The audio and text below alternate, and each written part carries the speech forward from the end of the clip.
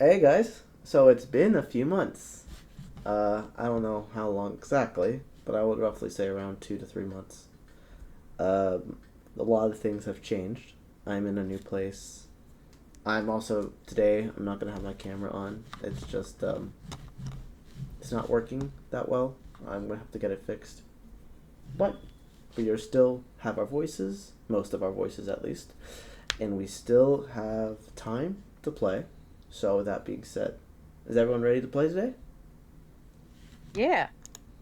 Yep. Yeah. Finally, right? Yeah. All right.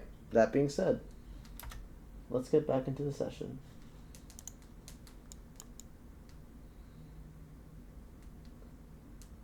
If the music will play.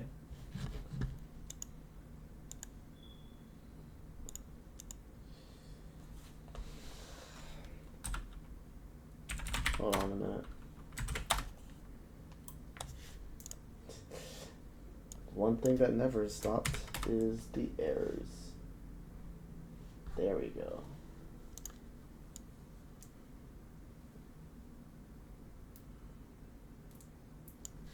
Okay. Well, where all the Knights of Greebo last left off, if I recall correctly,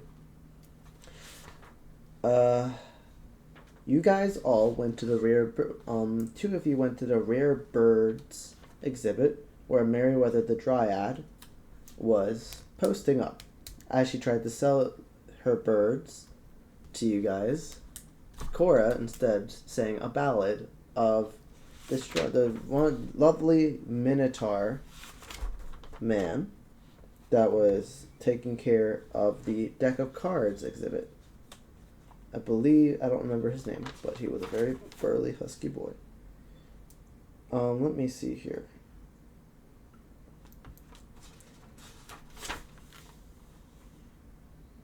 Okay, well, doesn't really matter, right? Oh, Hugo. That's right. The satyr Hugo. Or centaur, yeah, centaur. After the song, with such an extremely high DC check, Meriwether left her post and dragged Hugo to a random area of the market where you were not able to see them again except hear the loud and fervorous grunting, moaning, and overall debauchery that was happening with them. Safe to say, you did a number on them. You were, at that point, able to succeed in grabbing the House of Cards. The other players as well, the other members of your party, they all went to the little fairy spell scroll area where Kilton got some spells went to where Kilton and Bosch went. Bosch got fairy fire, and Kilton got a third level antagonize, but lost his voice for a whole day, not able to speak. After some, I believe, problems that happened in the actual thing, Bosch went toward the Moonstone Dragon to talk with him and ask questions. Not getting any, he proceeded to leave. Kilton went toward the fortune teller to get his fortune told. Where his fortune came out to be one of the throne. Or I think that was a little later. No, he went back to the fortune teller. It's been a while, as you can tell. After that, but Cora, Selena, and Javier all went after going to the rare birds exhibit. Were able to went to the Not a Speakeasy, a little tavern that was really out of place, but also completely in place in this market, where they were able to enter and have their own drinks of choice. Where Javier drank a drink where he cannot lie for 24 hours. Kilton has gained resistance to acid for an hour. Cora can understand and speak all languages for 3 days. And Selena cannot also lie for 24 hours. And the party eventually all gathered together in this speakeasy where Bosch, as a fairy dragon, was not able to speak for the rest of his party except to Cora. And Javier could not lie, and Selena could not lie, and Kilton suddenly have heartier stuff. And you guys enter entering this tavern, and eyeing you guys immediately, it's your favorite boy, Risky Chad, who just looks at you guys and say, "Hey, you want to play some Monopoly?" Or something like that. I don't remember what he said. But yeah, you guys see Risky Chad just entering the bar. Entering the speakeasy. I dropped.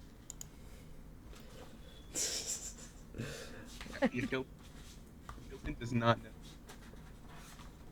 know. Risky Chad definitely at this point manages to get away from whatever problems he was facing at the door.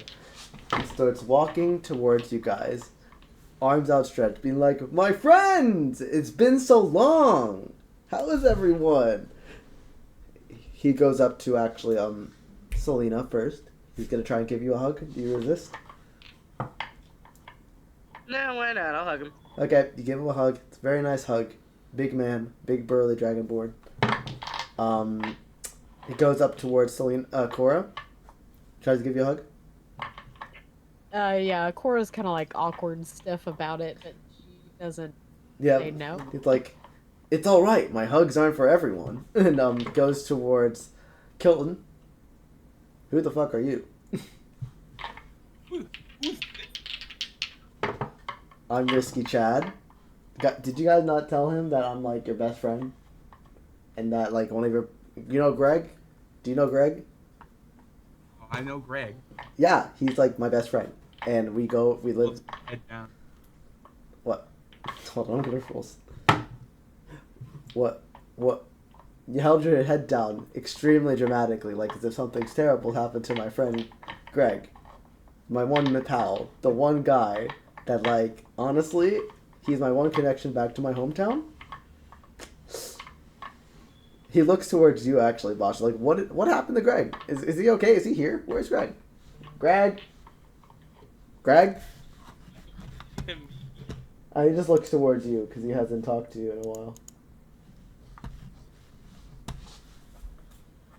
Oh yeah, he goes towards. He looks at you like he recognizes you.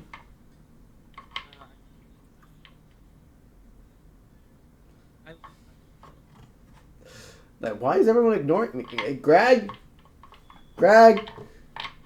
Javier kind of tilts his head back, and he just kind of looks at Cora. No, he looks at Selena, and he's just like, and just starts backing away. He's gonna roll a stealth check.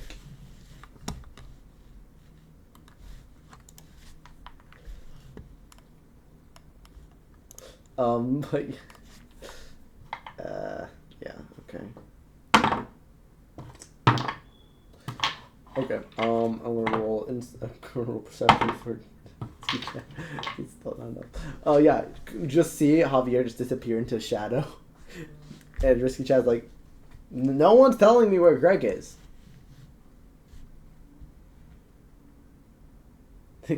He's dead. What? Kind of a straightforward way to put it. Yeah. I don't know why that happened. But so and he looks towards you, Selena, like, "He's dead?" Yeah, he got killed by like a undead. What's that big thing with like all the eyes? That thing. Wait, a beholder? A beholder. That's what it was. What? Well, I hope he at least died a heroic death and peacefully. Oh, he got dusted. What? Wait, he got like dusted. How did he get dusted? He got shot by one of the eyes. What? He's literally dust. Oh my god! He actually breaks from his like attitude, like, "Oh my god, what? Is he dust? Like he can't be they can't come back. He's like dead." Motions He wouldn't be a dust. The Right. Do you have the dust? I guess somebody. Yeah. yeah. I guess you do have the bag of ashes. You hold them up to him and he just looks at it, and anime tears start forming underneath his eyes, like, what? Greg? And he just comes up close to it, like, this We're is. actually trying to take him back to your homeland. Oh! Well, to bury him? You're what? For what? Maybe to bring him back. We don't know.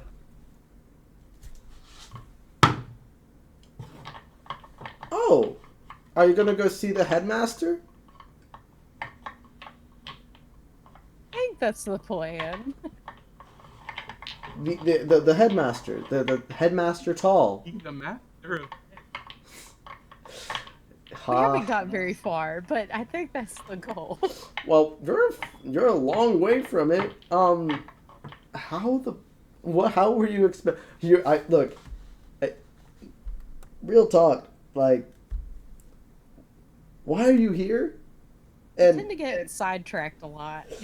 Yeah, apparently. I got married, and this guy told us to go in his stomach. That is. Quite the theory, that is interesting. Shit. That's a lot to hold on. He's gonna go take a. I guess so. Yeah. Hold on. He's actually going to go. He's like, I need a drink. He's gonna go over and actually take a drink as well. Take a drink from the bar. Just kidding. Like, that's right. That's what it was. I need to pull up. he's like, I look. I gotta drink while you're telling me this. So you're here instead of getting your friend back alive. But why? But I mean, look, I got this cool deck of cards now. It was totally worth it. What card? We were on our way, right? And then yeah, things happened. I guess so. I mean, yeah, you were supposed to go later over to, yeah, I could say that, yeah. He's just like, I don't know how. He starts drinking this drink. He's very much just like, he's kind of just like, well, listen, you need to get my friend back. You cannot be like telling me it'll be fine. You need to get my friend back. Because he needs to be okay. He needs to be okay. He finishes his drink. He's gonna roll a d4. As he finishes his drink. Oh boy. 1.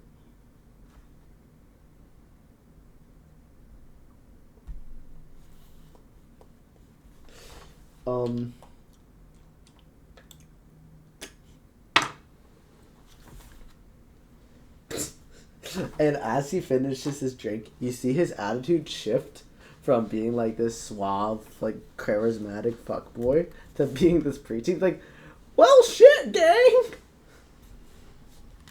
As he finishes the drink, he's like, well, shit, I want you guys to be able to succeed, man. Like, damn. Your voice is ridiculous. What? No, it's not. Everything alright? What's wrong? Sorry, you had the fucking Well, I don't know how my voice is like this. Can I buy it? I already bought one, man. I already bought one. What's going on? maybe you need another one. I don't know. Oh, I guess, sure. I guess I'll buy another drink. You gonna buy the drink? Never mind. The order was canceled. Okay. Okay, do you remember how you guys buy these drinks? You have to say a memory of something.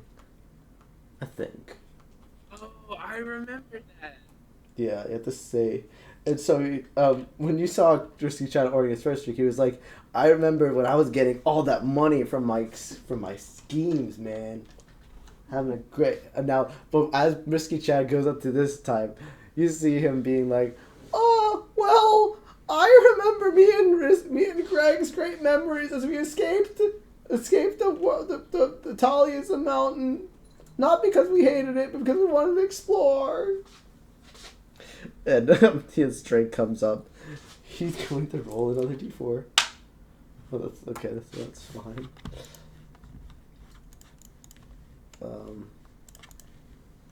Let's see here. Okay, now I need a d10. You just see him like, even like a wave of green flushes over him. I don't feel anything different. He gains 5d8 plus 20 hit points. He regains it, but he was at full HP anyway. Oh. So he was like, I don't feel anything. What's going on?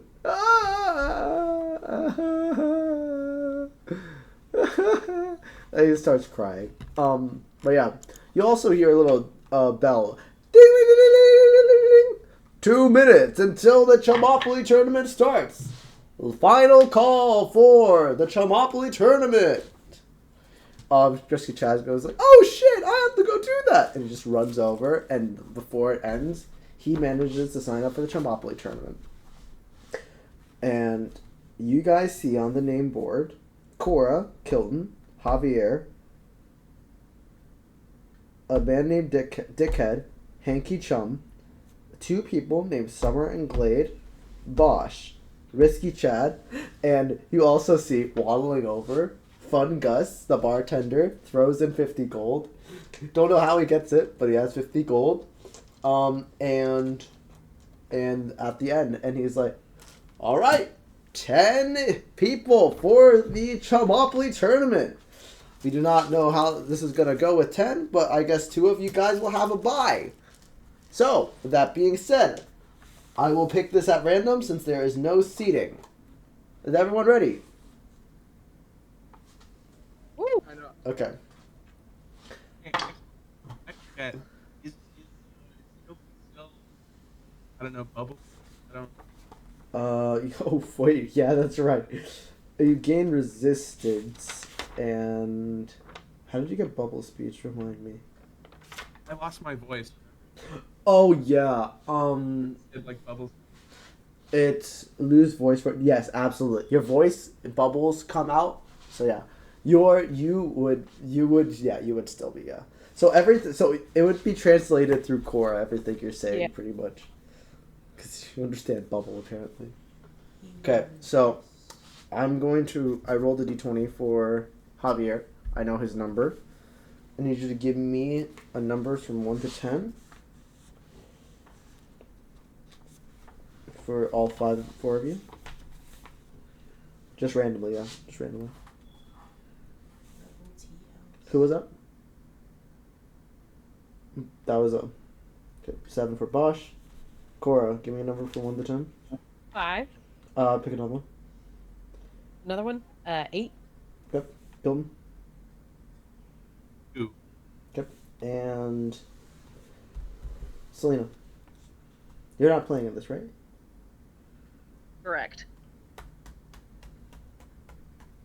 Okay.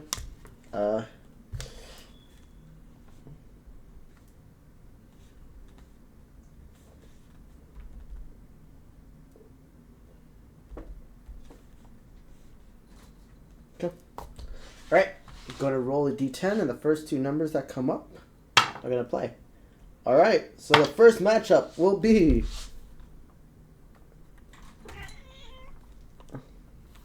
Fungus versus Hanky Chum. So the only person that was funny because Javier wouldn't know, but you see a dwarven a kind of dwarven man, I believe. Hanky Chum. I have written a description for him. Hanky Chum, you see... Fuck me. Just give me a moment, guys.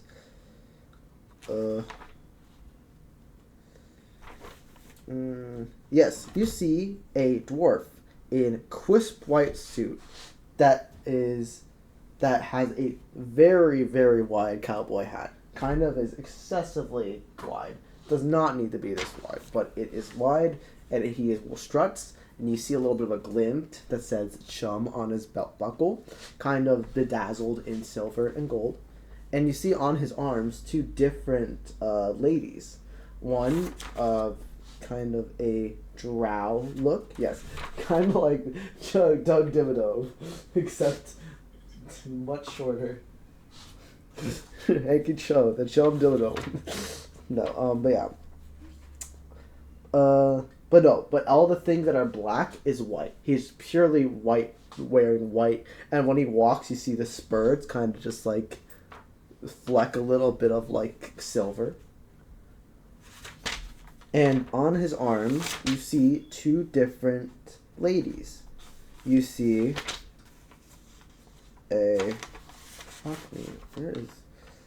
you see a Eladrin that hangs on his left side, and a human that hangs on his right. And as he speaks, you see as he speaks, he's like, well, I never faced a bartender before. This'll be a mighty treat. And you just hear Fungus say, oh god damn it, I don't want to face this guy. Fuck me. Alright. Right, so that's the first match. Now we're going to decide who has a bye into the next round. So 1 and 10 are out.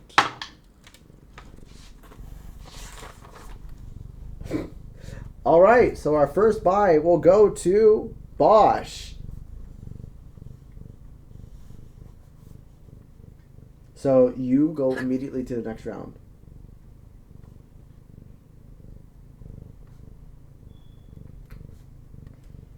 Okay. Huh? What'd you say? Yeah, you wait until the winner of Fungus versus Hanky Chum. Match 3, we are going to see who plays that. That's already rolled. Alright, we're going to play, next match will be Summer versus Javier. And actually you see on Hanky Chum's arms, one of the ladies, the lovely human, looks over and it says, oh, it'll be so great to play you, Javier. Javier just looks at her, moves his hat, and just nods. Doesn't really say much, Javier. Just because Javier this time is not speaking as much as he'd like to. Yeah. Alright. Now we will do the fourth bye. And the second bye, I mean.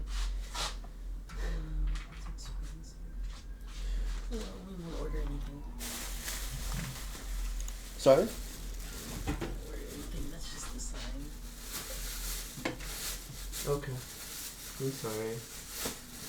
This place is... I would have known more. Alright. So, this next one, we are going to be doing the second bye. Okay. Our second bye will be for Dickhead.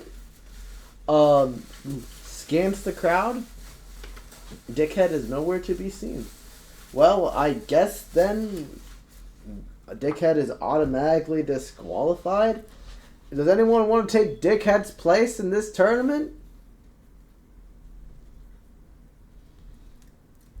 I'll do it. You're already in the tournament. Oh, well. I want to go ahead and buy in. Oh, in that case, yeah, sure. You'll get the bye.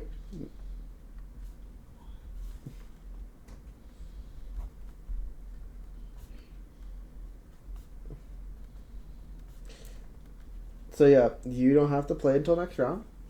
And okay. Dickhead is automatically DQ'd. Alright. So for the 5th match, let's see how many there are left. 1. The only 3 I think that are left are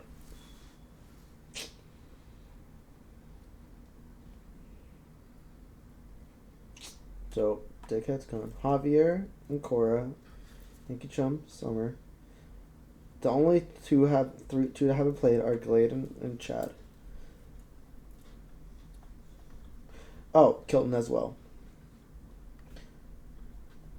So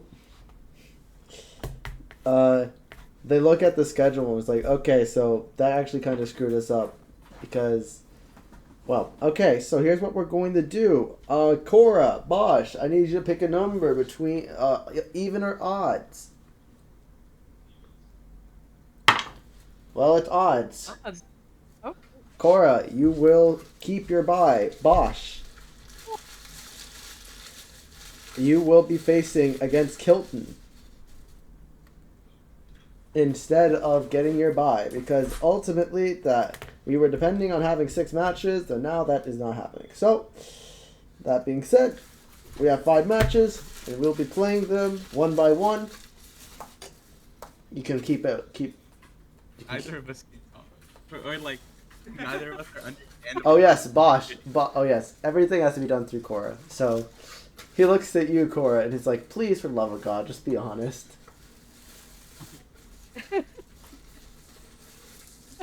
Oh Lord. By all means, I will take that. You can take them. Did you ever take a drink? Oh, Oh well. did you want to get a drink before you went?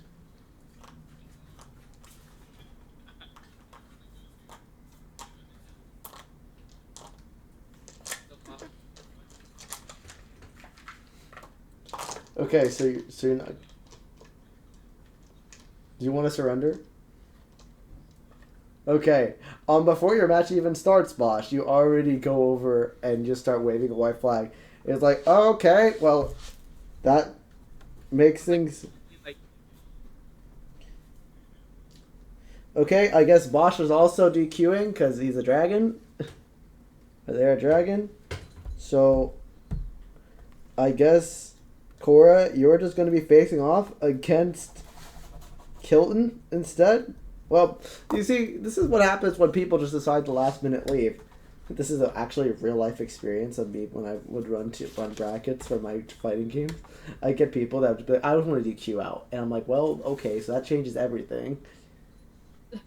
So I'm just like, okay, well, cool. I gotta work with it. So now we have 8 players. The playing field is already thinner. Yep. So we have 8 players.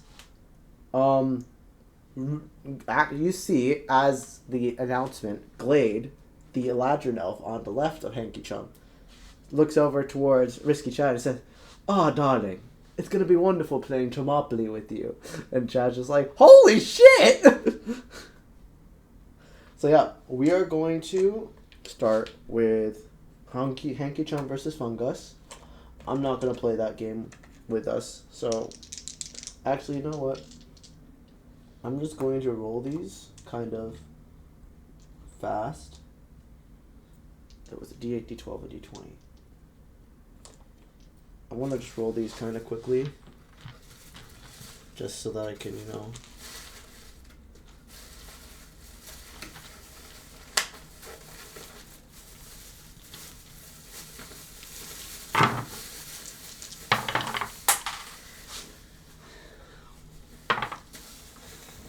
alright.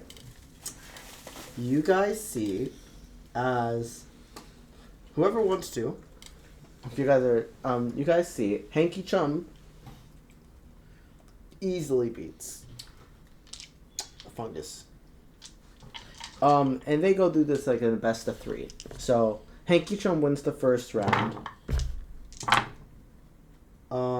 He actually he wins the second round as well, first to 3, and they're betting like Hanky Chum honestly winning not even because he has higher numbers or as far as you know, he's just betting a lot, like really fast, just a lot. And Fungus is a mushroom, and he's just like really just like oh this sucks it sucks. He's gonna do one more roll.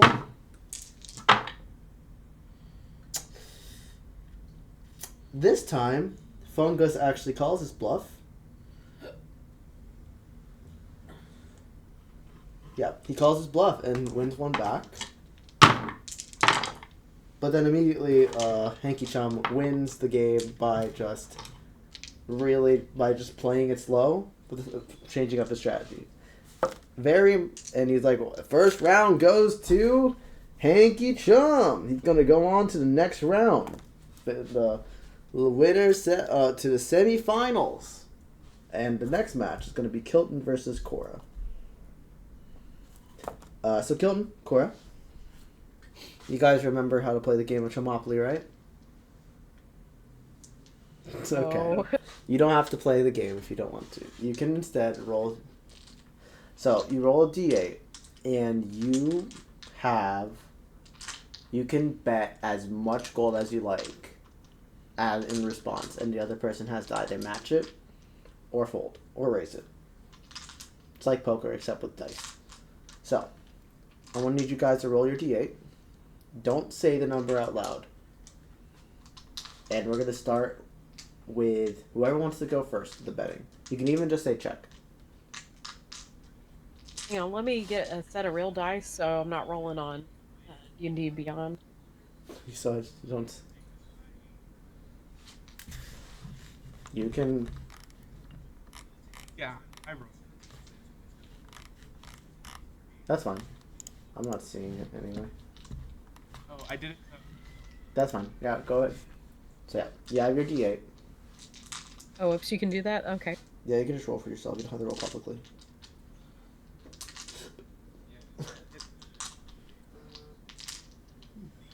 Got it.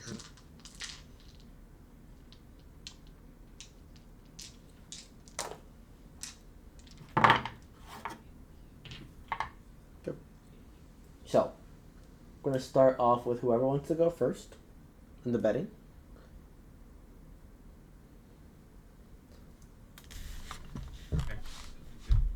Okay. Bubble like speed. Who am I? Cora. Me. Okay, cool, awesome. My bubble speed says. Excuse me. 5. Okay, so you put down 5 gold. Well, I'm gonna counter with 7 gold. Oh. Insane plays. And are you gonna match that? You fold. Okay, so Cora, take 5 gold. Kilton, lose 5 gold, and you are now 1-0 up. Now you're gonna do it again. Both of you roll a d8. Don't say the number. And whoever wants to go first can go first.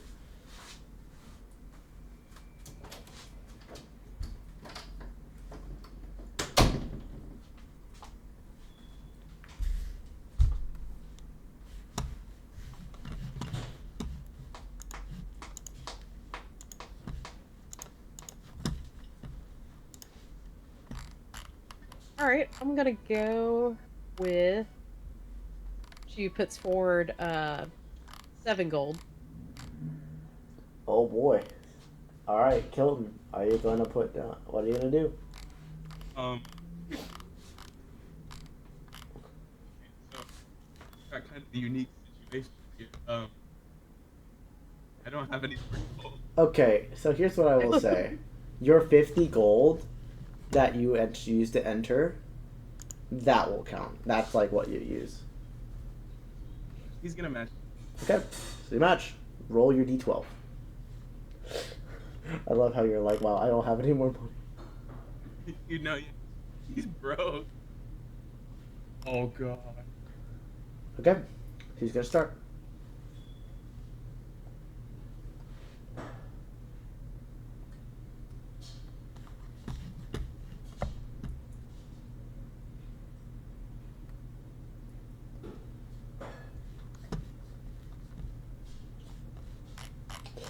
He's gonna raise. Oh, okay. Add any gold. Oh, okay.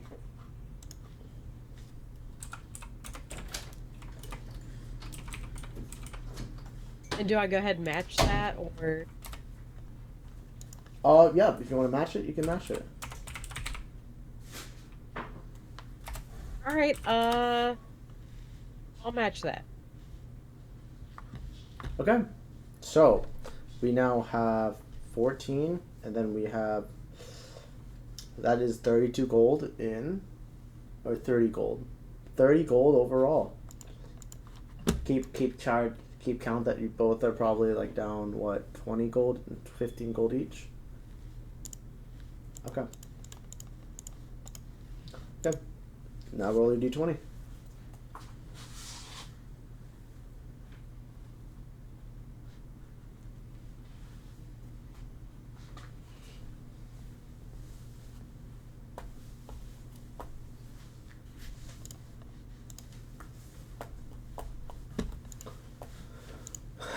Who's gonna start?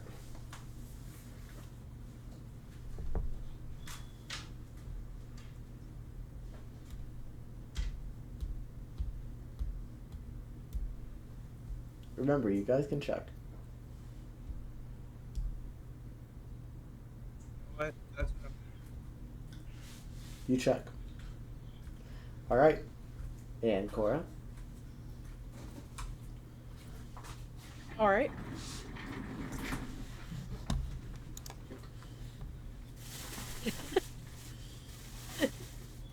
We'll see. All right, do I call out my roll first, or how does that work? Do you check back? Yeah. Yeah. Okay. I'm gonna let you guys. I'm gonna say, both of you say your d8s first. Okay. Okay. We're gonna start with. Alright. Whoever wants to go first for the d8? I got a 5 on my D8. Ooh. Okay. D12s. 5 as well. Oh, it's good. I also got a 5. Okay. And for the D20, it is a whopping 8. I got a 2. So, oh shit. So you add those together. Cora has an 18, and Kilton has 15. Cora won. Cora No. goes 2-0 up. You take 20 or 30 gold. So add that to your total right now. And now Ooh. we're gonna go into the third round. Oh my gosh. Do it all over again. D8. 50. Not including the 5 that he lost at the beginning.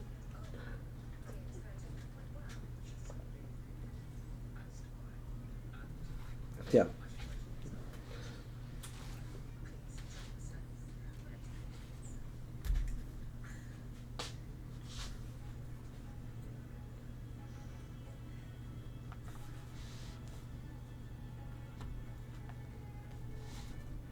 All right. Mm-hmm. All right, so we do the D8 first. All right. I'm gonna put forward 10 gold. That's kind of funny. We're gonna raise an eagle. Oh shit. Ooh. We're gonna go crazy with. Is that all your gold? No. I still. Okay.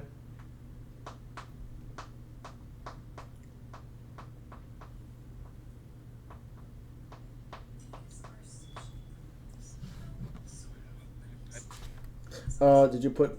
Did you concede or did you add into it, Cora? Um, yeah, I guess I'll match them. Okay. So another 10, so 20. Okay. So that's 40 in general. Add to your d12.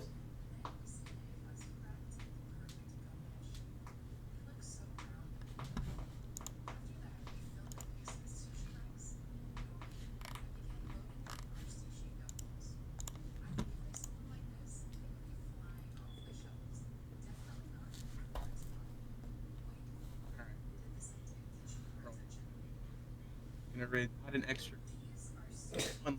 So one an extra gold. One Okay. little extra So now gold. 41 gold in the pot. What are you gonna do, Cora? I'll match them. Okay. D20.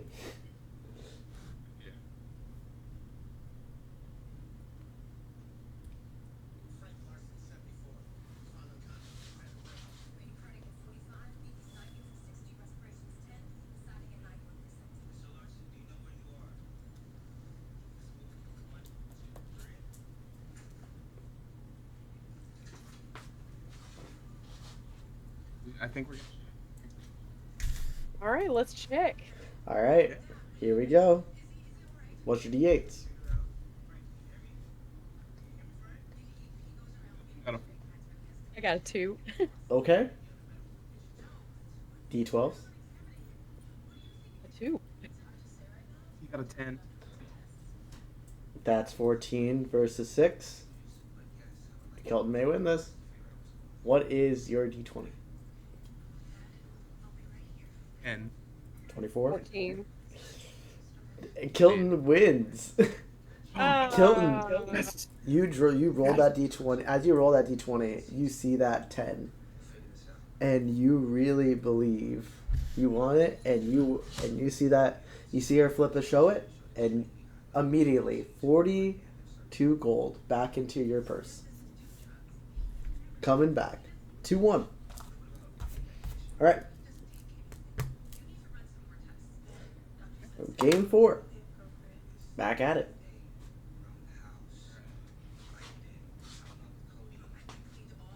You know the rules. Do your D8.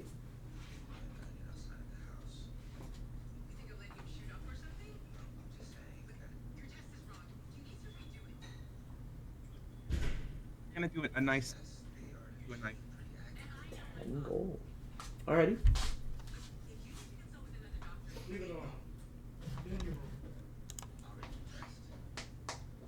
What about you, Cora? Oh, my bad. Hmm. Let's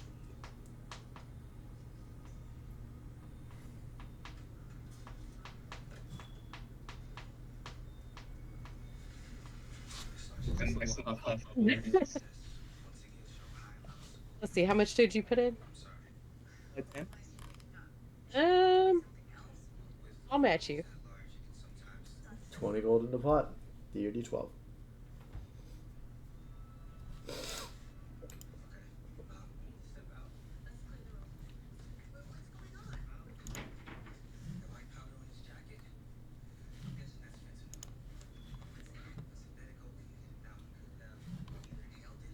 Alright, who's going to start with the D12s?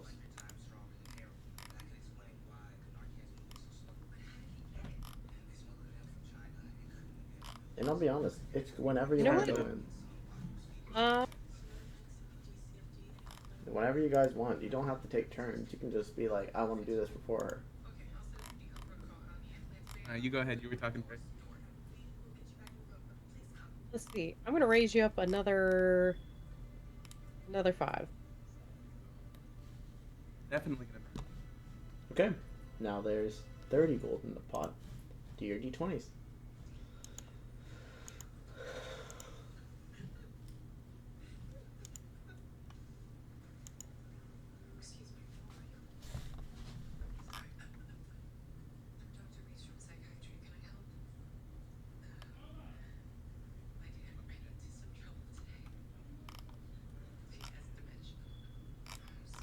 Okay.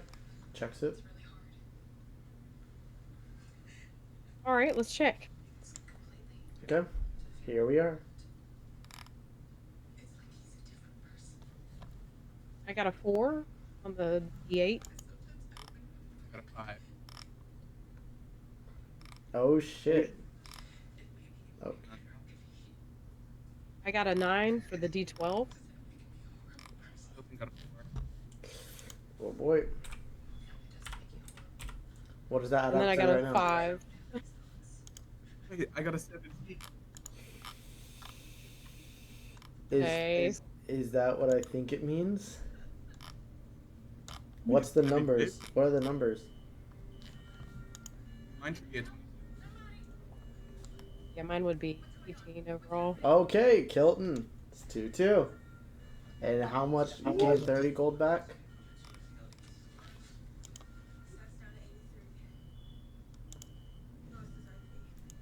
In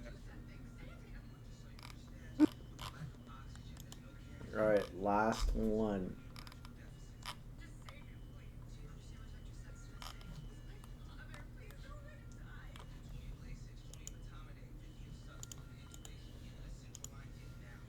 I think, I'll be honest with you, I think Hilton's feeling a little cocky now. We're getting Yeah.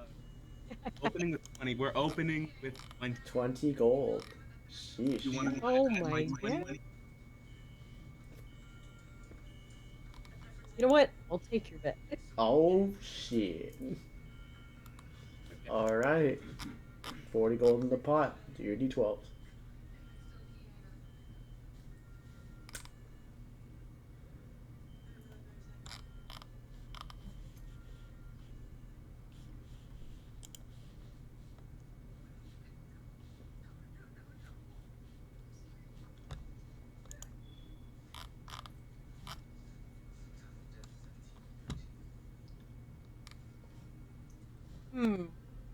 Well, I do. Raise you by How 10. much? How much? Yeah, no. 60 gold in the pot. Do your d20s.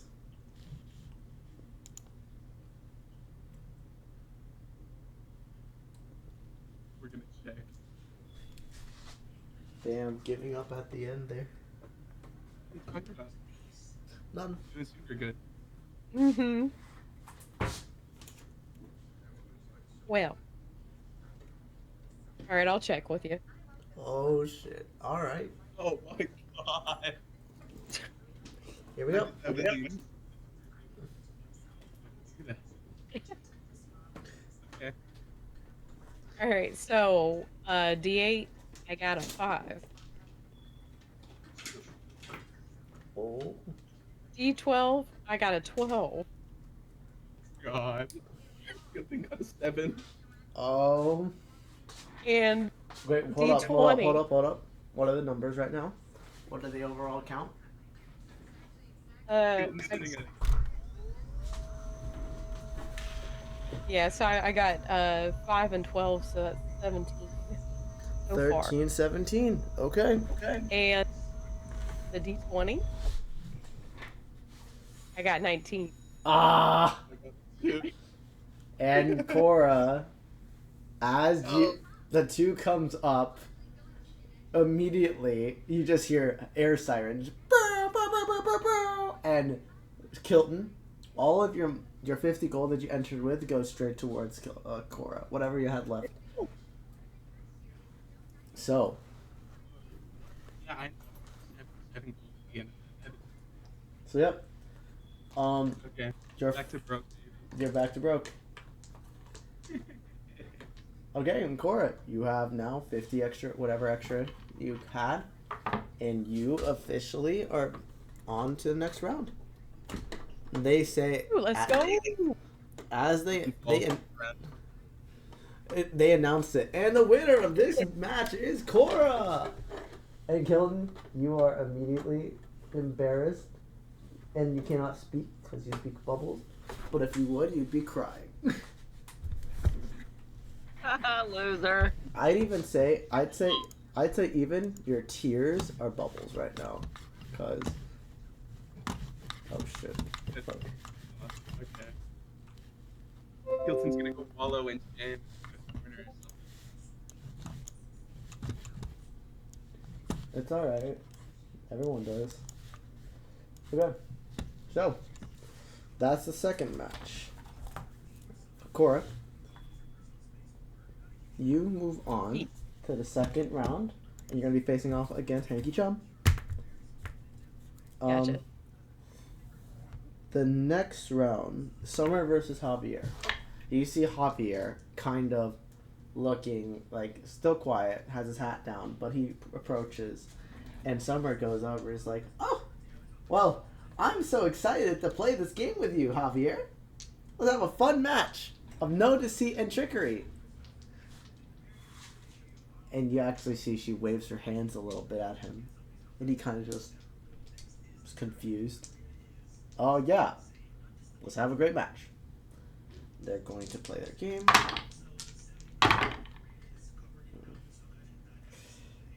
Summer, almost immediately, kind of just asks, "Hey Javier, what do you have?"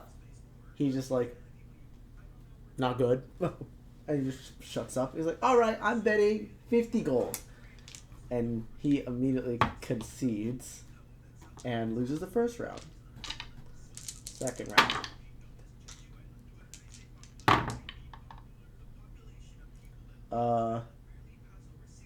Actually,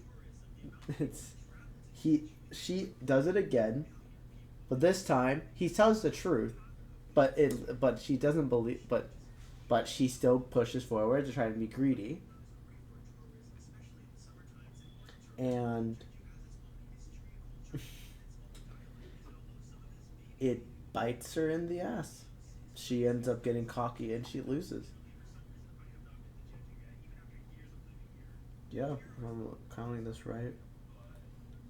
18, 16, yep. So, Javier's 1-1.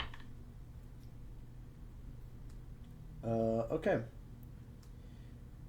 She immediately concedes the third game because when she asks Javier what she has and he says 20, she's like, what? That's like highly improbable. Okay, moves on.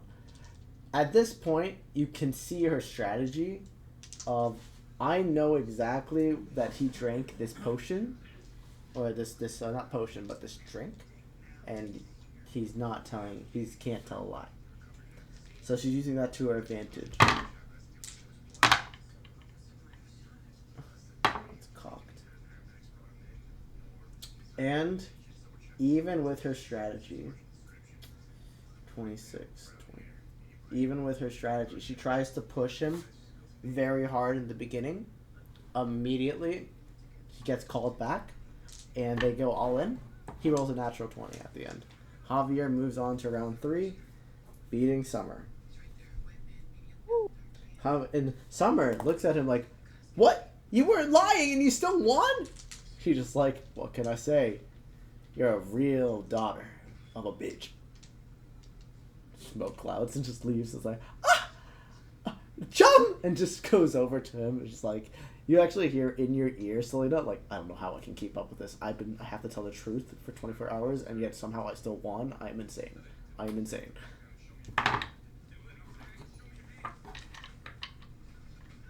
Selena, like, what do I do? I'm insane. This is like, so, I just won that. What do I do? I guess you're just really just awestruck. Okay, well, we'll just move on to the next match. Next up is just Risky Chad and Glade, the Eladrin. You see her comforting Summer, and then she goes over and loses the first round, kind of very silently, just looking at you guys with, like, not anger, but, like, surprise. She loses the second one. And honestly, I think she just concedes the third one, and Risky Chad moves on to the third game. Surprisingly, okay. Okay, so the next one is Hanky Chum versus. So now we're going on.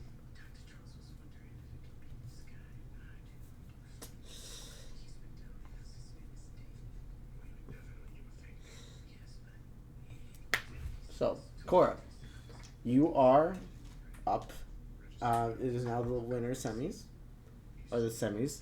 You're going and you're facing Chum. You see as Chum faces you guys, before he goes, he talks to Glade and Summer, and you can see them immediately pointing out things about your play. If you want, you can roll me in perception or investigation, whatever you prefer. Okay. You said investigation? Yeah. That is a 19. You are able to hear what they're talking about. You hear about like your ticks and your flaw and like what you do when you have the hand. You also notice their hands are moving quite a bit. Let's say on a 19,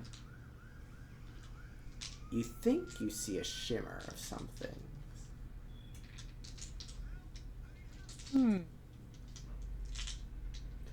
And Glade's hand that suddenly moves to Summer's hand.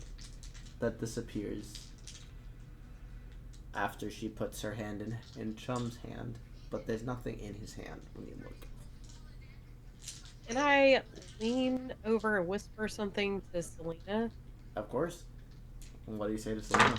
So I try to very overtly tell her about what I've seen, and I ask her to stealthily go over there and kind of check out what's going on, see if she can't figure something out.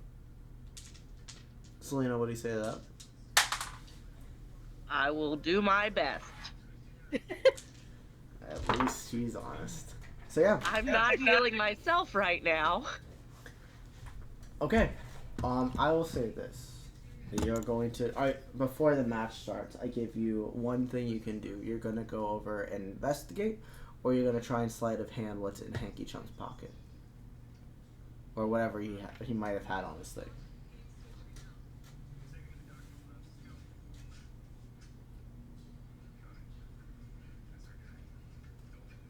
What are you going to do? Sleight of hand. Okay. I'm going to set the DC for you. I'm going to roll 2D. I'm going to roll his stealth with advantage to hide it. Okay, that will be a... Okay. I have my DC set. Roll your die. I got a 23 for sleight of hand. The DC. Okay. You go, and how do you exactly get this from him? Whatever this item is.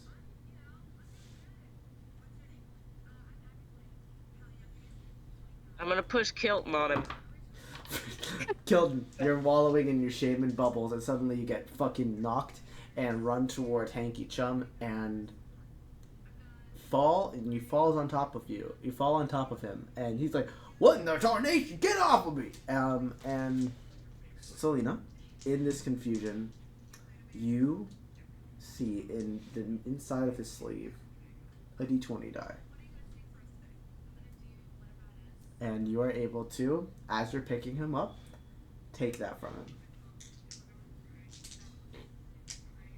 I definitely do.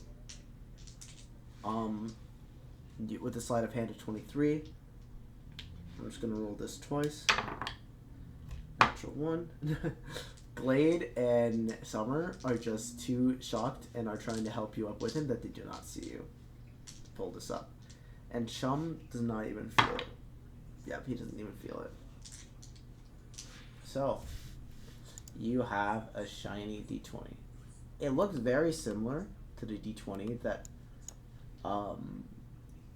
Javier has.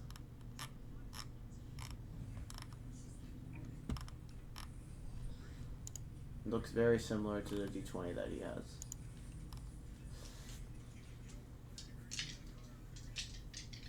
I'm just gonna pocket it and just kind of walk away. I'm gonna pat Hanky Chum on the back and then just walk away. Thank you kindly. Alright, well, let's play some video. Let's get this oaf out of here, and you can... they don't throw you out, Kilton, but they definitely put you in a... They put you in a makeshift jail. They just put a bunch of tables and start making a jail and just start and be like, everyone laugh at the bubbly man. Ha ha ha ha ha ha ha. Do they stick around or do they pop? They pop. They pop. Like pretty much after like a couple of seconds. Well,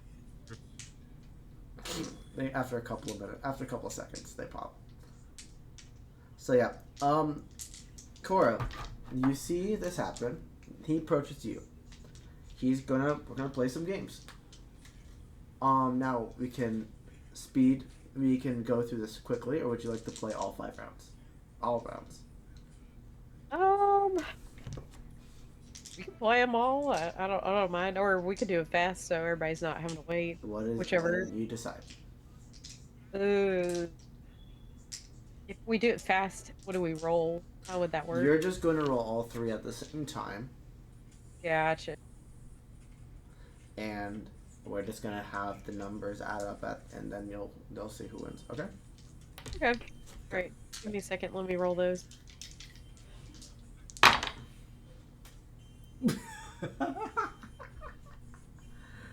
Oh, that's funny.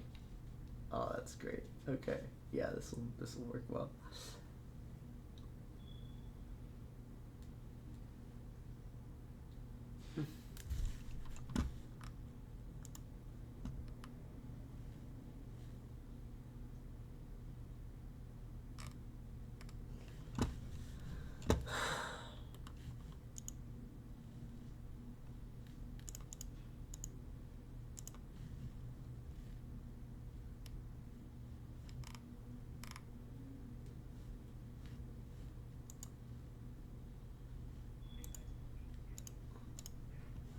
Okay, I got the 3 for the first round.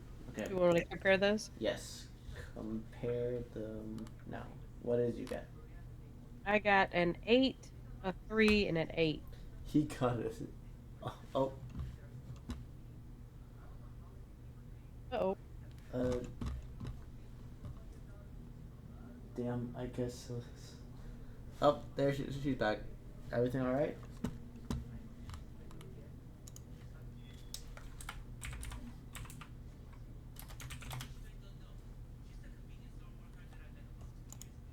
Maybe your internet's not good or something. Comcast is trash. Yeah. I am literally right beside the router, and it's not working. Nice. Nice. Sorry about that. Well, it's fine. So he got on his D8 a 1, on his D12 a 7, and as you roll the D20, you notice this, Cora. He goes to fidget, like he kind of like tries to hold on.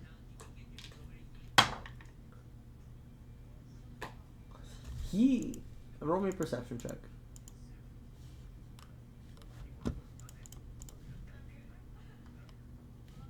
$17.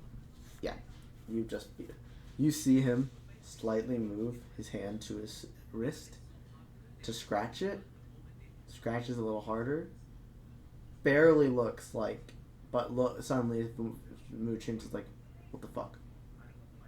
And he tries to like check. You immediately call his bluff. Play a lot of money, and he concedes. And he rolled a natural 1 on his D20. Nice. And just looks extremely flustered. We're gonna roll these again. It's first round.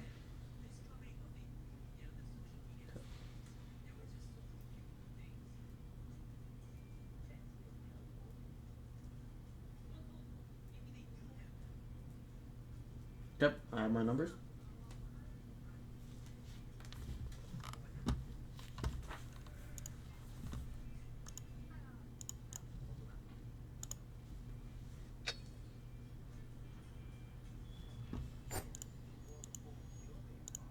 Ooh, that was rough. Alright, so for that one, I got a 4, a 2, and a 2. He gets a 3, a 9, and a 7. So yeah, he wins this one. He does not this time you notice with your perception, he's not going for his wrist anymore. He's very clearly like he recognizes that something happened, and he's just trying to play it off as he did nothing happened, or at least on this round. Third round.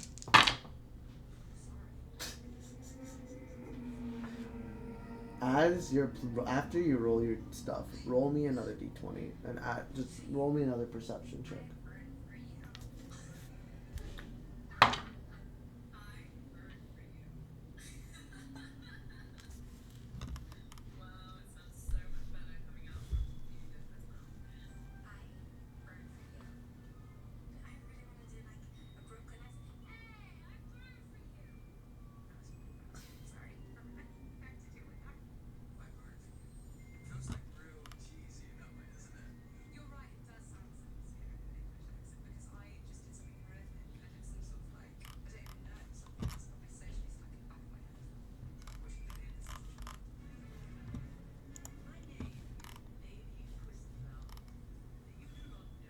Is it another perception? Yeah, show me another perception. That's another 17 again. You just see he rolls this one. He actually goes to scratch his leg this time and doesn't find. You see him scratching a bit more, not because he doesn't really find it there, but he's hoping that there's something there, and doesn't really find anything. He immediately just concedes again and rolls another natural one. Nice. I was gonna say Cora ended up rolling a 3, a 10, and a 14, so 27 total. Yeah, he was gonna lose him. Right. Cora raises her eyebrow and she's like, "Sir, do you have an exceptionally itchy wrist today?" uh, uh,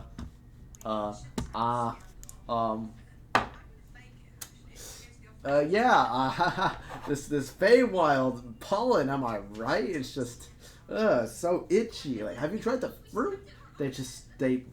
Yeah. Roll me insight.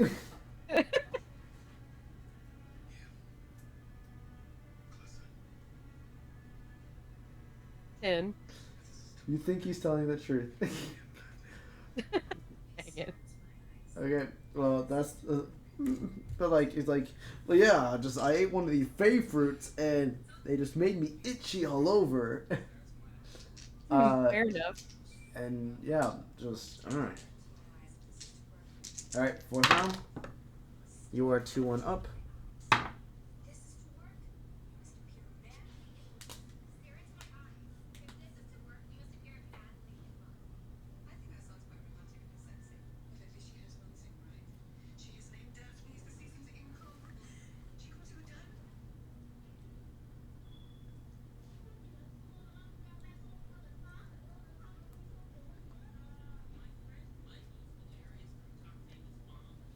I have my numbers. Are you ready for yours? Sorry, I was writing something down.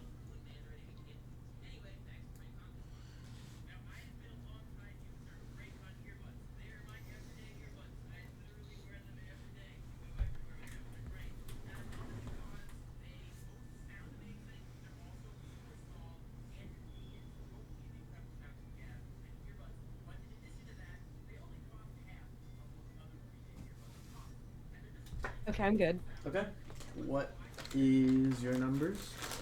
I got a 5, a 9, and a 17. Okay. I'm gonna roll a luck check. You want low? You see Hanky jump. Again, this time he's scratching his back. Lower back. Not able to find anything. Looks towards you. He's gonna roll. Let me ask you this. Mm-hmm. You very much are aware, right, of you think that there's some, he cheated in a way, right? Yeah, I guess from like what she saw them pocketing earlier. Are you gonna hide? Are you trying to hide that you know?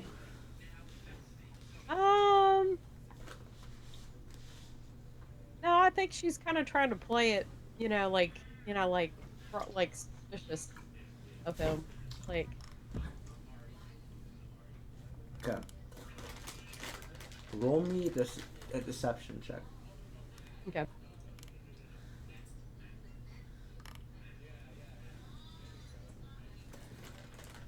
11.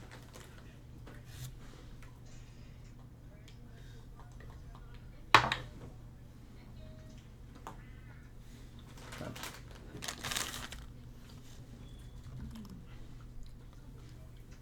You see him look at you with his eyes. He scratches his back a third time and he just looks at you. And there's something about the way you're just staring too calmly in this situation. He doesn't seem surprised.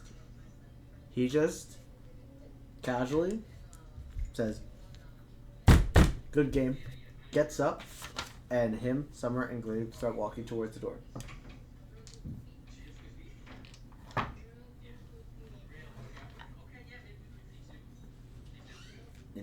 Or nods.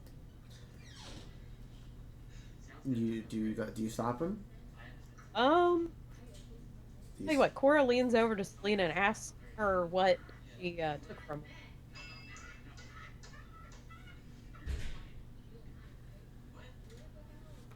her. Oh, he was cheating with an extra dice.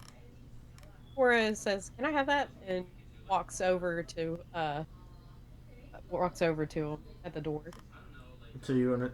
They're moving really fast. So you're either gonna have to. Are you try? So let me ask you this: you're just gonna go blatantly in public, go up to him? Yeah. Okay. I will say, yeah. As he's about to open the door, you get right in front of it. He's like, "Oh, well, Cora, ma'am, you want? I Good. believe you dropped something of yours," and she puts it in his hand. Oh. Hey, sir, do you want the dice you were cheating with? What? Nah. Glade and Summer look over. Is like, no. How could he? Could never. Darlings, impossible. Like, that's impossible. I would never cheat. I would never cheat. Oh shit! I would never cheat. Sounds pretty convincing. But does anyone roll? Whatever you guys want to do. I would never cheat. And kill them. At this point, I would say even. They stand up in shock. Your prison breaks a little bit. Is there something you want to do? Bars. Okay. You can get out. Oh, okay. I'm gonna leave. And Bosch, you also, even though you're a fairy dragon, what do you want to do?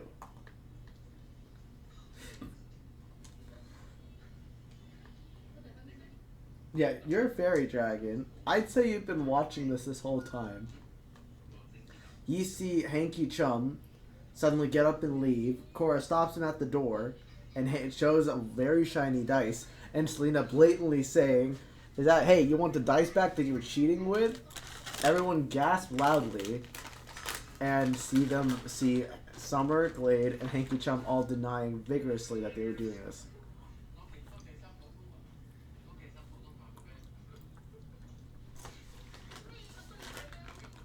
It's iconic.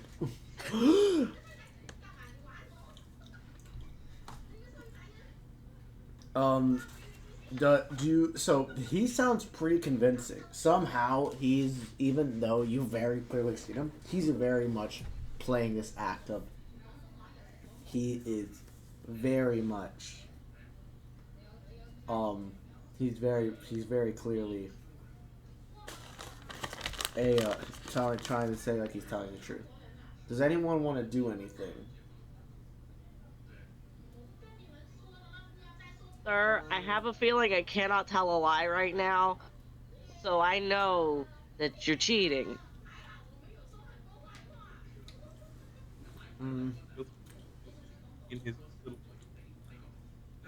a relative sort of thing. Like if you thought it was the truth, wouldn't you say? Like a little bit unreliable. Kilton, Hanky Chum looks at that. He's like, exactly. You may have heard. I don't know how you got that dice. That is not mine. sounds pretty convincing. Still, but yeah, go ahead and insight.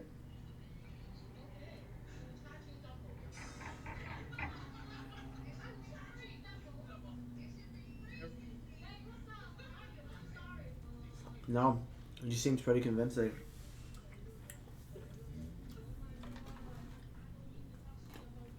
He's just like, y'all have to believe me. And honestly, he rolled his deception check, got really high. He's starting to get the crowd against you. So, Yep. actually, I want to roll an intelligence I mean, check I to literally see. took it from you. He doesn't recognize that maybe this is his way of coming back into this. So he starts to be like, yeah, no, I'm not lying. You're like, she may be lying about the drink she chose. Yeah, go ahead. Cora, are you trying to lie? No. No. The DC is very low for this stuff. Yeah, no, you can tell she's telling the truth.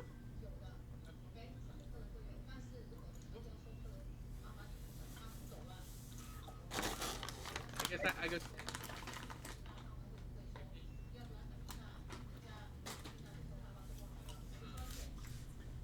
Like, it is kind of.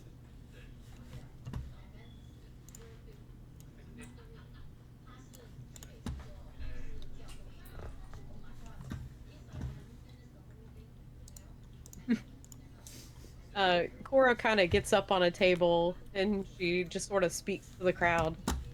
Good people of this town, I was merely trying to reprimand this individual so he doesn't continue his dastardly ways, but if he insists, I'll call him out in front of everyone. And hopefully he doesn't get to participate in these tournaments with you fine people ever again, Um, especially if he's going to cheat.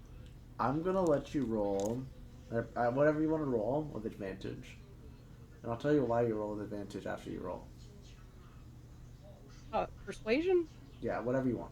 Persuasion, performance, intimidation. You said with advantage? Yeah. 15. I'm going to roll 15 persuasion. I'm going to make him have a deception. Okay. You go and say this, and he's like, well, now that's just ridiculous. First off, I've never seen these dice in my life. Can you hear it in the back, Javier? It's like, yes, you have. Here, I have your dice set right here. And you see the dice set that you picked up from from that one guy with the when you destroyed his balls, Hanky Chum's dice set with a full stack of dice, shiny, similar, except the D20. And with that, the crowd, shocked, immediately turns towards Hanky Chum and them, and now here's my decision.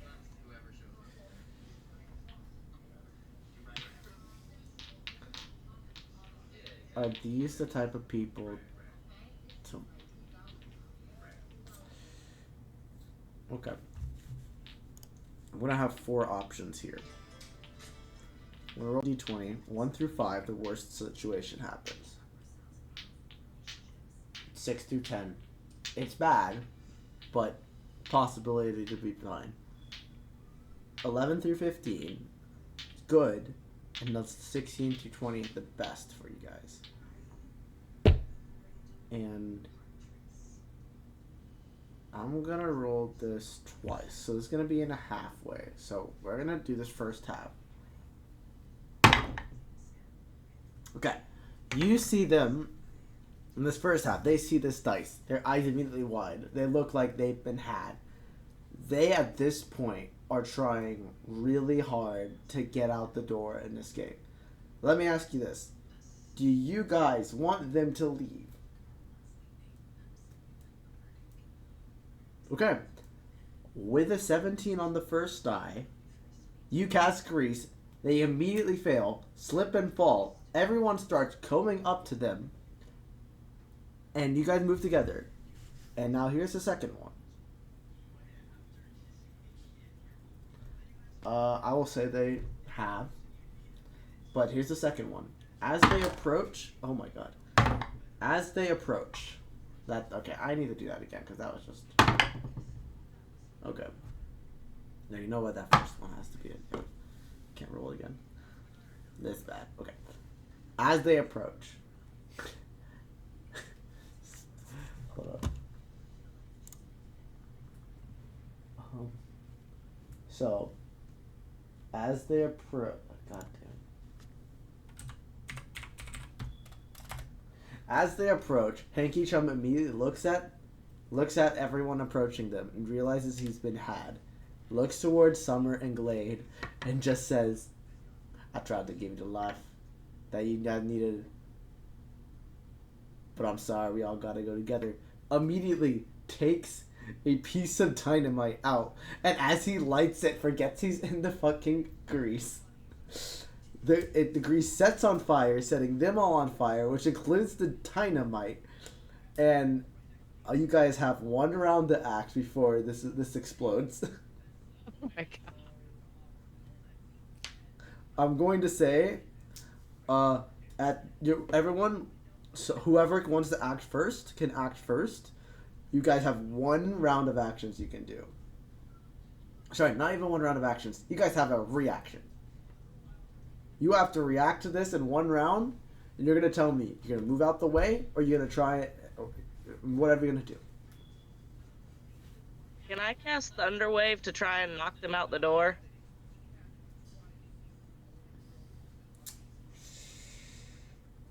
What does your con say for Thunderwave?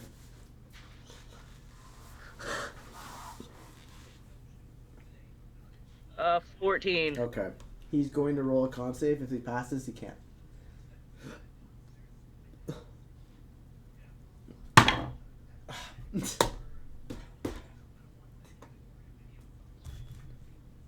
It's not against poison. Okay. So yeah, almost immediately, Cora, you see the fire happen, and you immediately see the fire, the thing's about to explode. It's about to explode. Immediately cast Thunder Wave. This is a hill dwarf. This is a man of stocky, hardier stuff. This is someone that's meant to stay standing when you get hit with this. Actually, I'm going to roll this for the other two as well.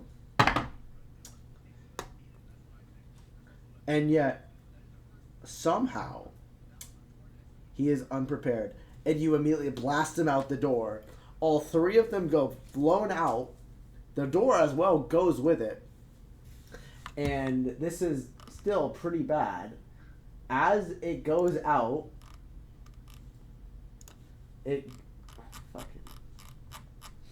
as it goes out of the tavern, you actually the therapy tent that was there. You see the little goblin that's like, "Oh, well, thank you so much." He's saying goodbye to another goblin who's like walking out after having good therapy. These three go immediately bursting out, covered in fire, grease, and have this dynamite in their hand. And as this goblin turns around, as he's saying goodbye to the therapist, looks at the three of them, and then is there any way that this could be been seen beforehand? We are about to check this out right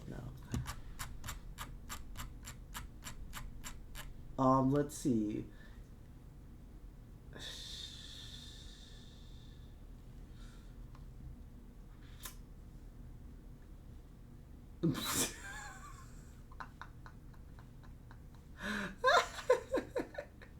You know what? Yeah. She's going to... So, Padre sees this too late, because she rolled a 5 on the die. The dynamite, you guys all see, the dynamite explodes, immediately eviscerates Summer and Glade, like, fully dead. More than, half their hit points. Dynamite usually is around like I would say like 3d6 or 4d6, and they are very weak wizards, and that's 22. Yeah, pretty much instantly eviscerated. Fucking that doesn't help that they were also set on fire, and you see Hanky Chum is completely fine. He looks like he's exploded, but he's burning. But this explosion, like a big, there's not a gap in his chest, but like there's a lot of like flesh missing in his chest. Yet he's still awake. And then and you just see where the goblin's feet was. What goblin was, his feet is just there, and the rest of his body's eviscerated. And you see, at that point, you hear,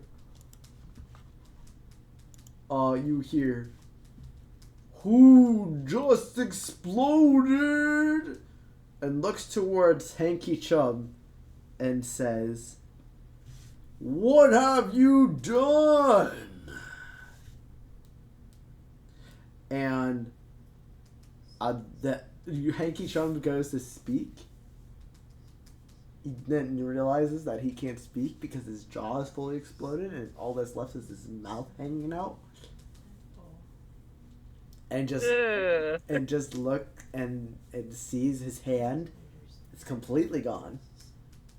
And just looks and says, you are not welcome back in this sanctuary. Immediately casts a lair action, which is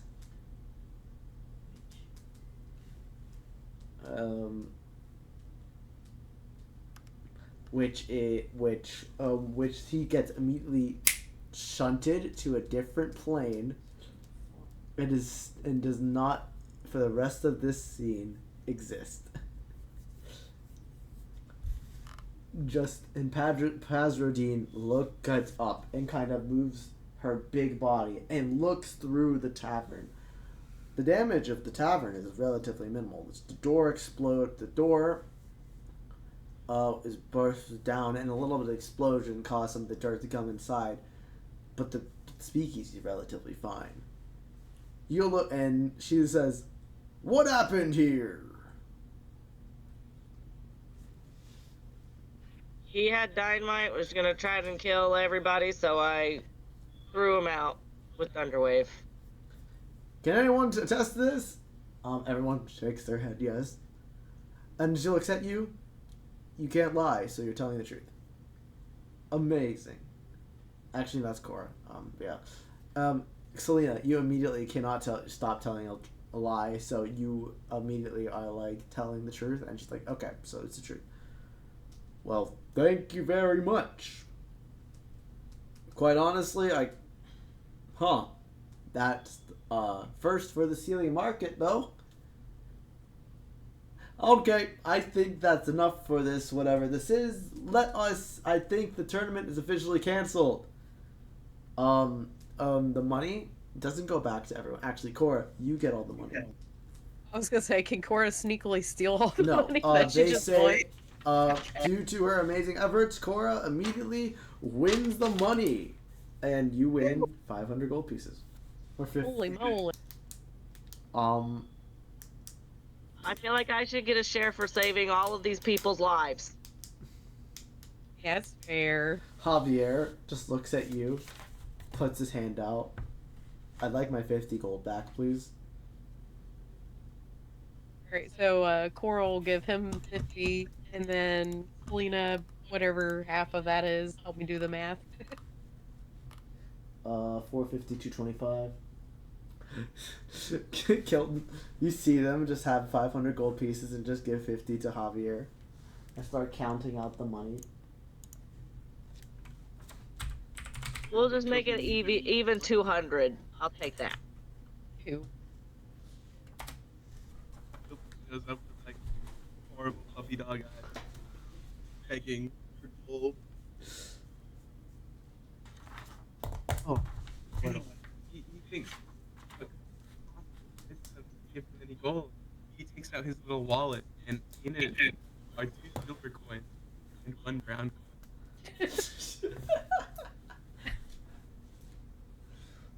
Cora. I'll give him a gold. Okay. Good enough. Just good enough for him. Okay. Cora also gives Bosch a gold for backing her up.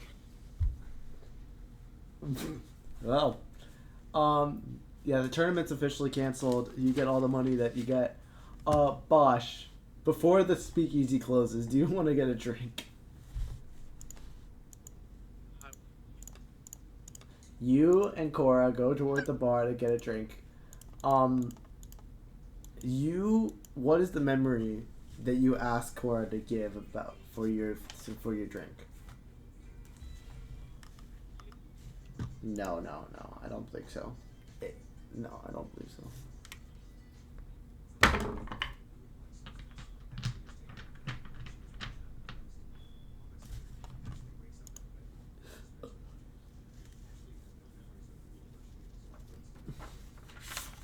Okay. Yep. And roll me a d. I want to roll a d4 for you. Okay. Okay. Then I want to roll a d10.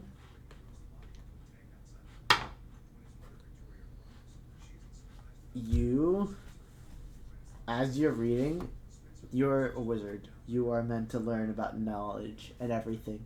So, you feel very invigorated by your beliefs and how you fight, and you gain 44 temporary hit points. These last until the end of a long rest.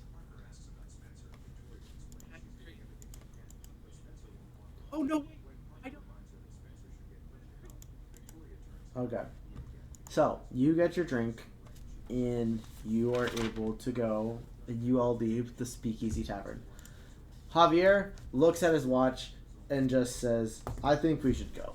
I think we stayed here long enough. There's possibly nothing else for any one of us that we need to do. Nothing else is needed. I agree.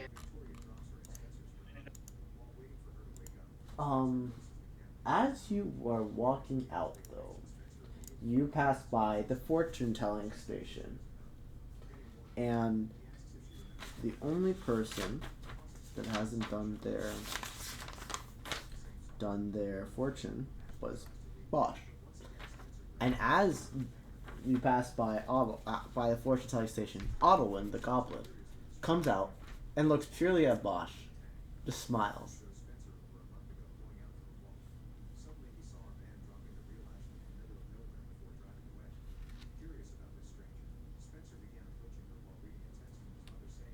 You don't go in?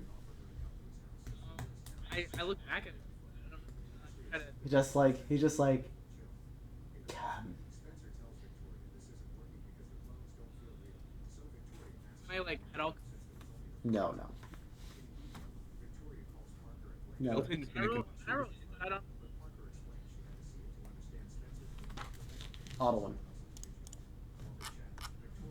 Of course. Like,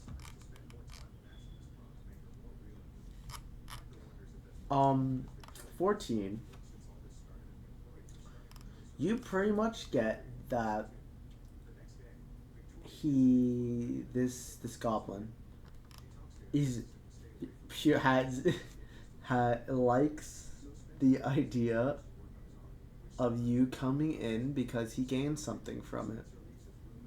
You don't know what. no, win. Hell no. Go in, boss. Go in, boss. We all did, and we got our shadows taken away. So,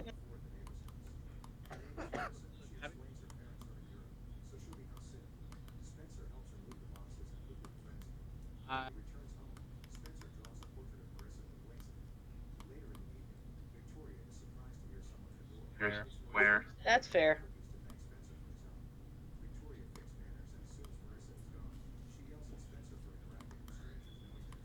He just looks at you and keeps smiling. I'll see you next time, Bosch. And just goes back into his thing and closes the door. You pass by the rare birds and card collector, and you see now, Hugo and Merriweather kind of like unruffling their shirt, and just like fixing their hair and just looking at each other longingly and seductively. And Hugo notices you guys going, "Oh, you're leaving so soon." Yeah, we've done enough damage, literally. Oh, I don't think you've done anything, but if it wasn't for you, I wouldn't have found myself a loving partner. And she looks over toward Merriweather. Merriweather chimes up, "That's right. Thanks to your loving song, I found my true feelings towards Hugo. And me and him are going to be moving our stores together in the future to make a rare bird car collector station. Happy to help. It'll also mean we're closely together and we'll never be able to leave each other's side." Smiles brightly. And you guys notice that these birds look relatively cool. You never really got the chance to look at the birds. You could call it flipping the bird. Because you flip cards and you got birds. Would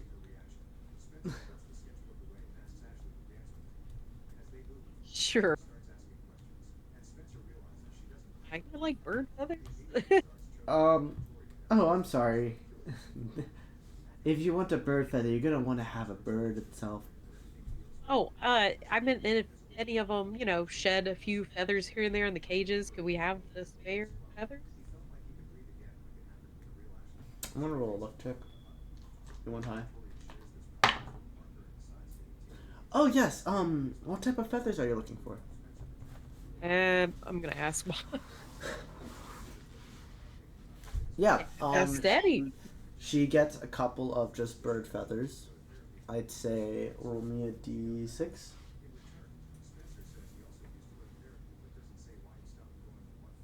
Yeah.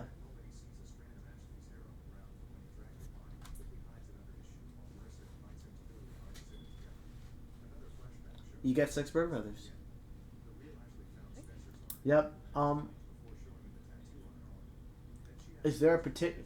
So let me ask you this: what type of bird are you looking at? There are a variation of birds: owls, chickadees, hummingbirds, hawks, pigeons, whatever type of bird you could imagine, and even whatever weird variation.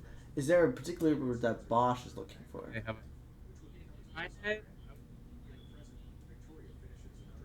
Oh, yeah, they have shiny green birds.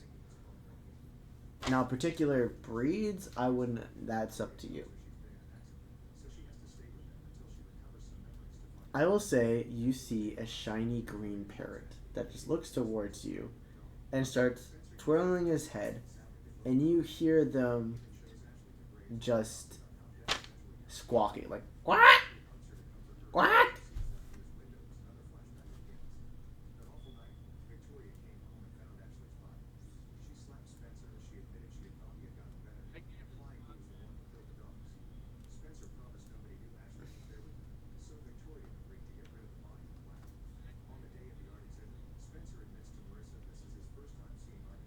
Yeah, I will say roll a animal handling check.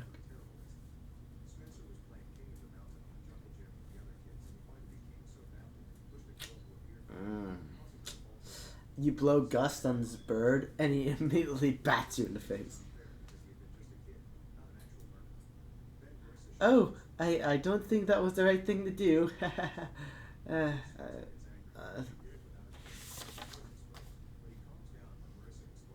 Yeah, I translate. um, I will let you roll one more check, a performance check. At the DC for this is going to be 20.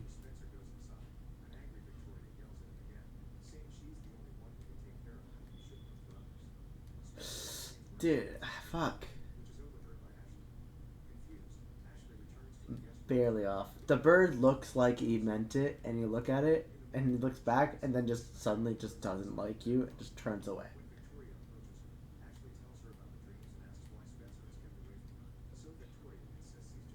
Anyone else? Yeah. Okay.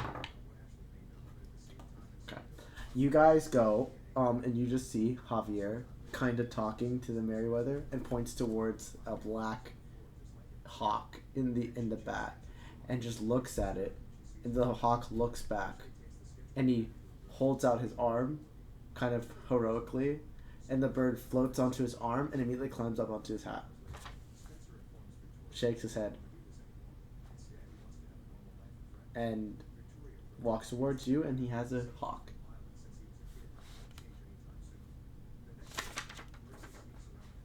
And is that all? No one else wants to try to get a bird? Okay, Kilton. What type of bird are you looking for in particular?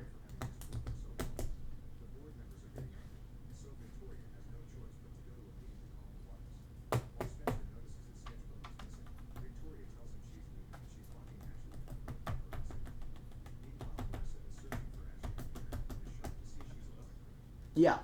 You see a white dove that, as you approach it, looks directly at you. Just.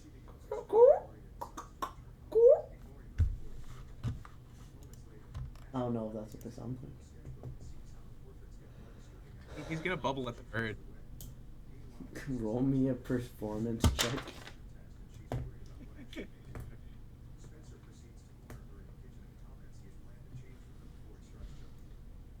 You bubble at this dove, and this dove looks at you, and almost like as if you see it, for the first time in your life, you see something looks at you, and you can see in their irises turn into hearts, and they fly up to you, and they land on your shoulder. You can add a dove familiar.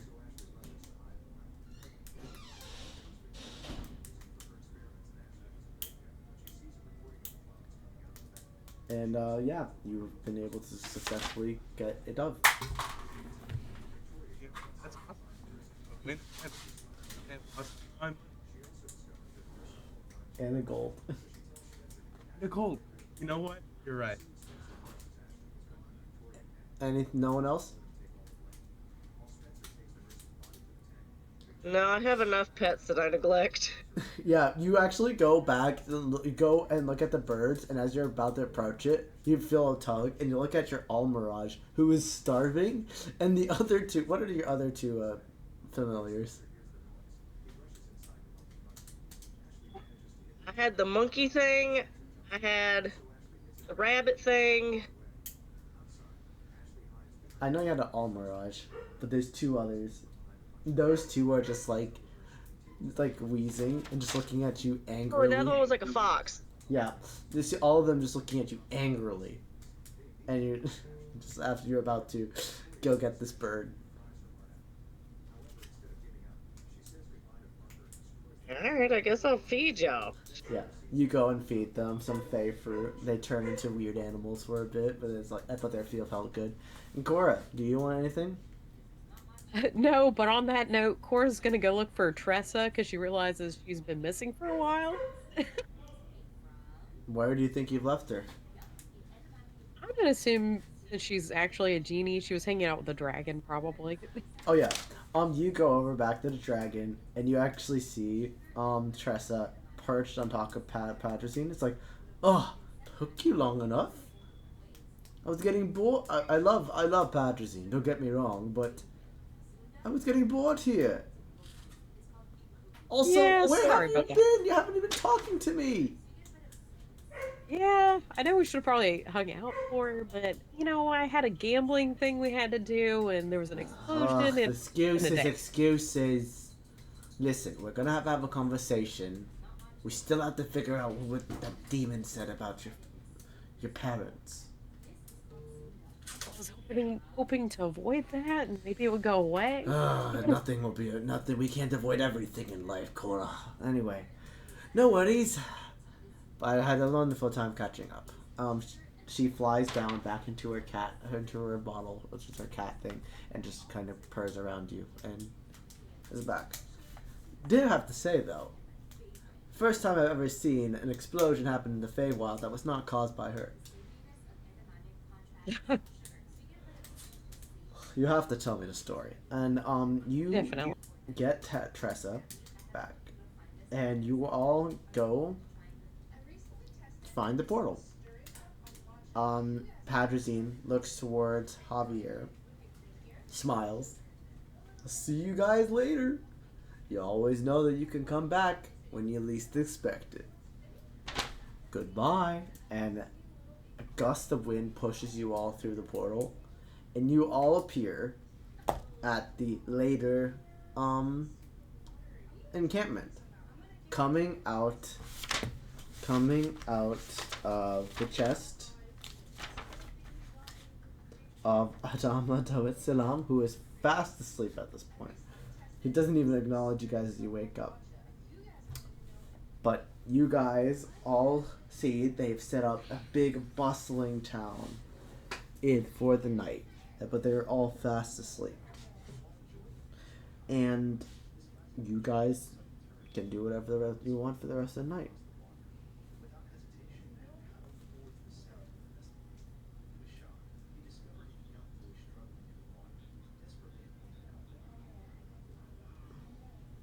You're still a fairy dragon.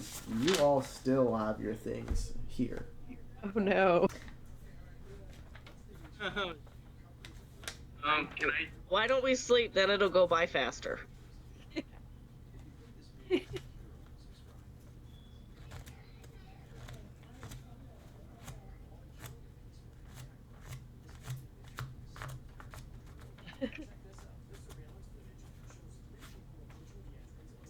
I'd say all Cora would be doing is just count up her money. Yeah, you have as you split. You got around 250 gold because you split half of it with Selena. Selena, you had around 200 gold, and then you gave 50 over to whoever, I believe. Because Javier got his 50 back. Yeah. I also gave one to Bosch. Oh yeah. So 249, 249, 51, 1.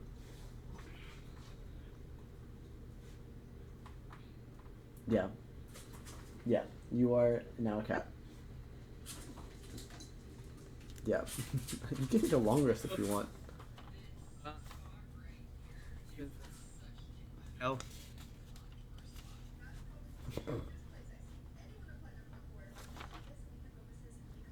So you could take a long rest, but it'll only be 4 hours. Okay.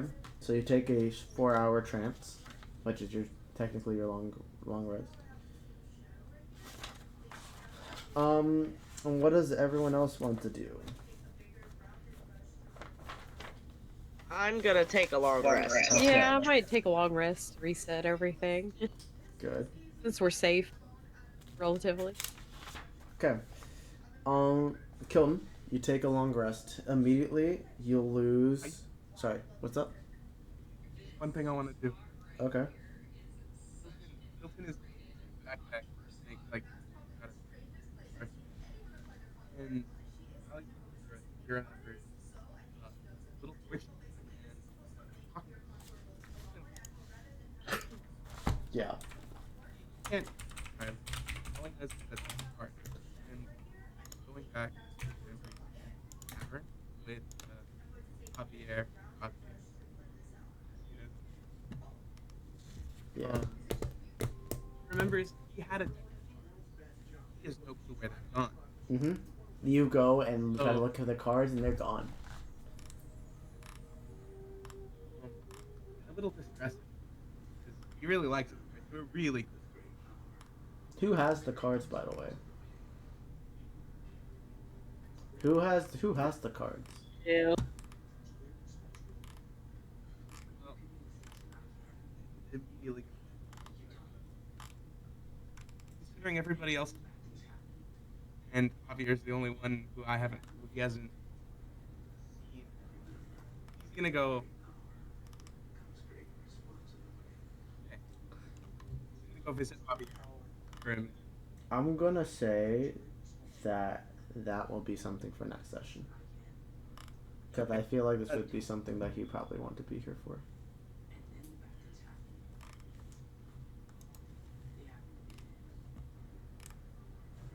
Okay. So you can do that tomorrow morning. I'll let you do that tomorrow morning. Yeah. Okay. And so you take your long rest. You immediately, Kilton, feel yourself lose your feel yourself lose that acidity that you were feeling that strengthens you. You lose that, as well as the temporary HP. You lose that as well, so you're back to normal self. What what are you doing, Cora? Like I said, Cora was just kind of counting her gold and going to sleep. Okay, you go to sleep, Cora. Did you take any of the fruit? I don't remember. It does not I just say you. don't think so. I just had the drink that let me understand languages. Yep, you still have that. You are good to go. Hey, excuse me. Bosch, you are trancing. Cora, you're sleeping. Javier, he goes to sleep as well. He actually immediately passes out pretty hard and just says, "That was weird, good night," and just passes out. Selena, what are you doing? I took a long rest. I was asleep. Okay, so you go and take a long rest. Now, at the end of your long rest, I need you to make me a charisma saving throw.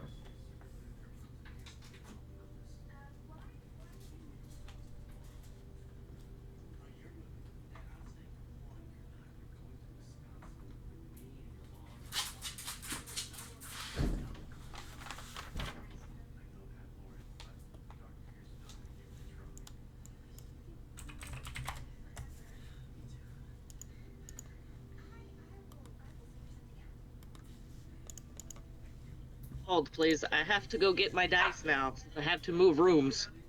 Oh no.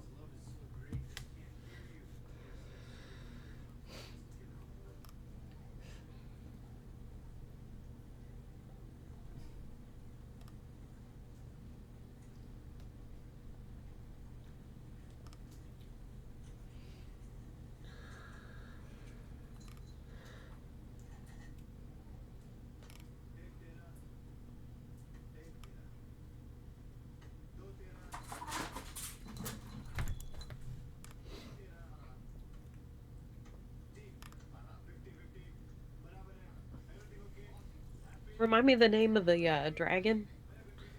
Padrazine. Androzine. Yeah.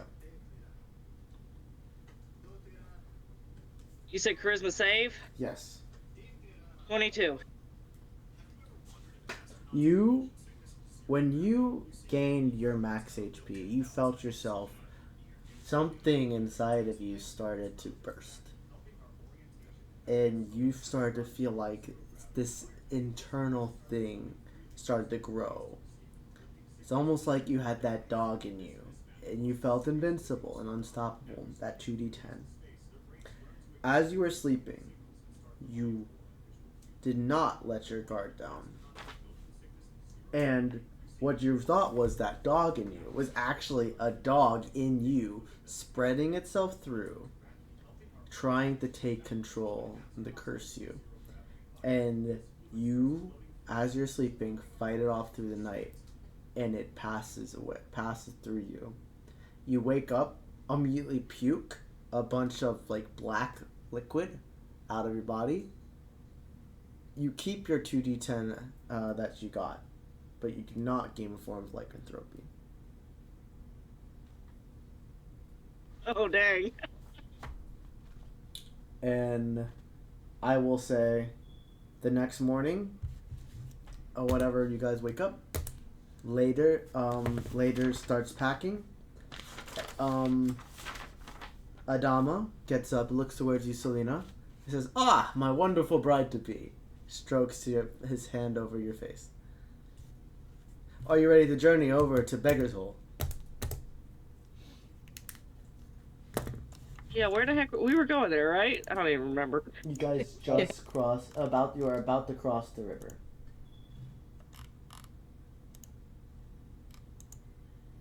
I just got a question about our marriage. When we get married, I can still like venture off, right? I don't have to stay by you like 100% of the time. Darling, look at me.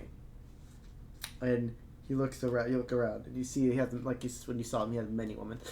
Half of these women aren't even my wives. You are free to do whatever you please. Just checking. Sounds good to me. If that changes, however, I will have to communicate that with you. Anyway, now we have a big river we must cross, and he looks towards the river. And as you do, we pan through and see the river, panning over to the other side of Kitronessa, leading towards Drumlipo. And you see it goes over. You get to this beach that starts as sand, then just freezes onto ice. And you see this massive mountain ridges just there, waiting for you to go through. And behind there, Beggar's Hole, where you hopefully will find a way to save your friend. That's going to be the end of this session. You got very lucky. That lycanthropy curse would have been really funny, but also really bad.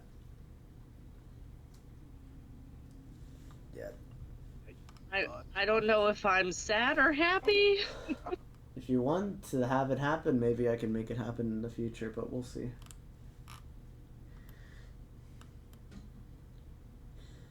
Okay, well, Food for thought. Food for thought. Okay.